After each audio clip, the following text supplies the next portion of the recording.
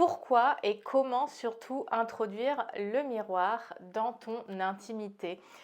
Le miroir, ça fait partie des accessoires qui peuvent augmenter l'excitation, le plaisir et surtout la connexion avec l'autre. Et en même temps, c'est quelque chose qui peut être parfois gênant. Alors pourquoi finalement ajouter un miroir dans les moments de sexy time, dans les moments de faire l'amour? Eh bien, c'est quelque chose qui va être excitant. Pourquoi c'est excitant? Ça vient jouer avec ce côté un petit peu exhibitionniste sans pour autant être exhibitionniste. C'est-à-dire que tu n'es pas dans un lieu public, tu n'es pas dans une soirée libertine, tu restes dans l'intimité, dans ton cocon, que ce soit à la maison, dans une chambre d'hôtel, dans un lieu qui serait peut-être équipé d'un miroir. Et en même temps, ça vient te challenger et te faire un peu sortir de toi-même, parce que quand tu captures l'image de toi et de ton partenaire ou de toi et ta partenaire en train de faire l'amour devant un miroir, c'est un peu comme si tu voyais quelqu'un d'autre. On a tellement peu l'habitude d'être confronté à son image quand on fait l'amour qu'il y a un peu un sentiment d'étrangeté, une sorte de distance, mais c'est ça qui rend le côté extrêmement excitant et en même temps un moment de jeu potentiel dans la séduction et dans le plaisir. Ajouter un miroir dans tes moments intimes, ça ne veut pas forcément dire tu te mets face au miroir, tac tac tac, on a un rapport. C'est quelque chose qui peut être beaucoup plus subtil, qui peut se faire aussi de manière beaucoup plus progressive.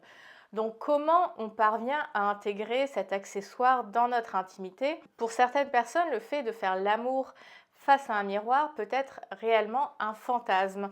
Pour d'autres, une expérience à tester. Donc je t'inviterai à tout simplement en parler à ton ou ta partenaire afin de pouvoir partager et de créer un échange autour de cette envie, de voir quelle est la température chez l'autre, de pouvoir adresser ses inquiétudes, ses envies, etc. et finalement de créer un espace sécurisant autour de cette potentielle démarche pour explorer cette idée du miroir. Ce n'est pas parce qu'on en parle qu'on va le faire tout de suite. C'est important d'en parler, de laisser les choses un petit peu infuser pour ensuite se dire bon bah ok, on est d'accord tous les deux, comment on procède? Alors effectivement, le fait de se mettre à nu, c'est un acte de vulnérabilité et donc de mettre un miroir dans ce moment de vulnérabilité amplifie la vulnérabilité. Alors ça peut être une étape que chacun d'entre vous essayez de vous confronter à votre reflet dans le miroir en étant peut-être davantage nu, en se regardant, peut-être en osant certaines positions, pas forcément sexuelles, mais voilà, de s'observer en ayant le corps qui bouge. Ça peut être une étape. Ensuite, dans le couple et dans l'intimité, comme je le disais, on n'est pas obligé de se mettre devant un miroir.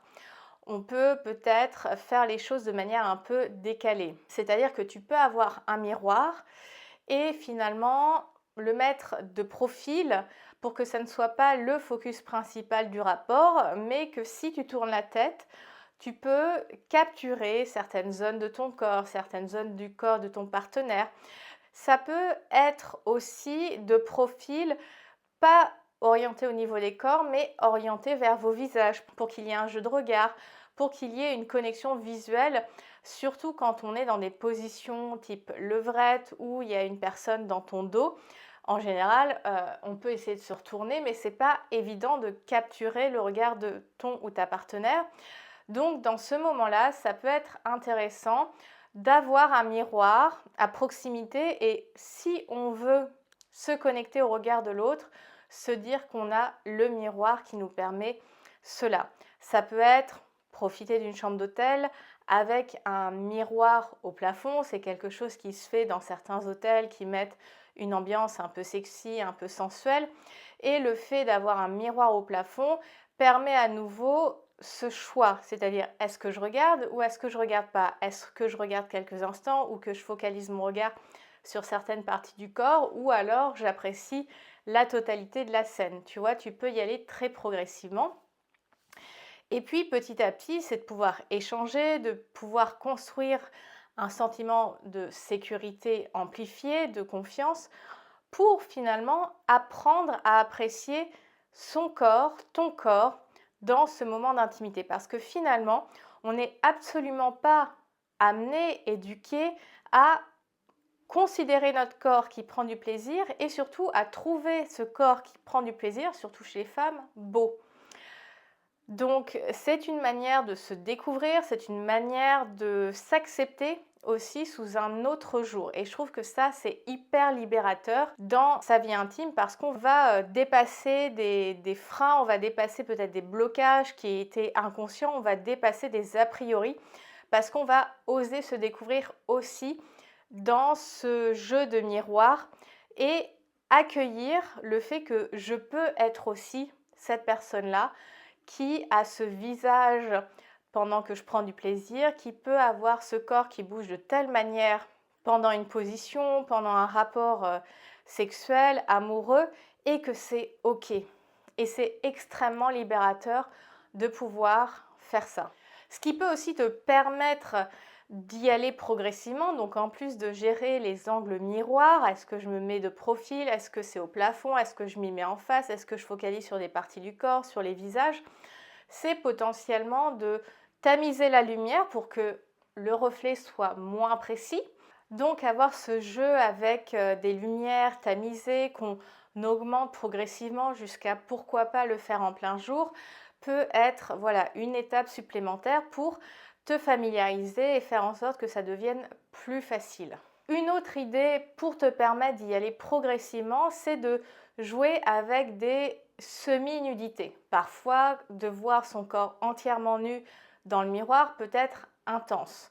Et de conserver certains vêtements, un déshabillé, une chemise ouverte, etc., etc., peut être aussi une manière de petit à petit te sentir plus à l'aise, d'oser soutenir ton regard dans le miroir, soutenir le regard de ton ou ta partenaire dans le miroir et finalement construire ce confort, cette sécurité pour après en jouer dans ce rapport de séduction, d'intimité, de plaisir charnel. Et puis effectivement, on peut aussi utiliser le miroir comme support, c'est-à-dire qu'on peut plaquer l'autre contre un miroir. Alors on fait attention de ne pas le casser. Pour les superstitieuses et les superstitieux, ça c'est très dur à dire avec un appareil dentaire, mais voilà, ça peut être aussi une surface contre le mur, contre laquelle on va s'embrasser passionnément, qu'on peut inviter l'autre à regarder à quel point il ou elle est belle, un petit peu comme cette scène dans la saison 3 de Bridgerton, qui peut être un moment extrêmement érotique sans pour autant être sexuel à 100%. Donc ça permet de t'y familiariser petit à petit. Et puis après, c'est de varier les positions pour voir celle avec laquelle tu vas être le plus à l'aise, combinée avec cette idée de miroir et petit à petit, à travers l'échange, à travers l'expérience, finalement trouver ce qui vous convient à tous les deux. Après, si ce n'est pas votre truc, ce n'est pas votre truc et c'est totalement OK. Mais en tout cas, le miroir, c'est vraiment un accessoire qui peut être très intéressant à utiliser dans ta vie intime. J'espère que ces conseils te permettront d'élargir les horizons de ta vie intime. Si tu as des commentaires, des questions, l'espace en dessous de la vidéo des commentaires est fait pour ça. Pour les femmes et les couples qui souhaitent recréer de la séduction, qui souhaitent réinjecter de la sensualité et de l'érotisme dans leur couple, je vous invite à réserver un rendez-vous avec moi. Les infos sont dans la box de description ou sur l'écran. Je vous souhaite une très bonne journée, prenez soin de vous et à bientôt. Bye!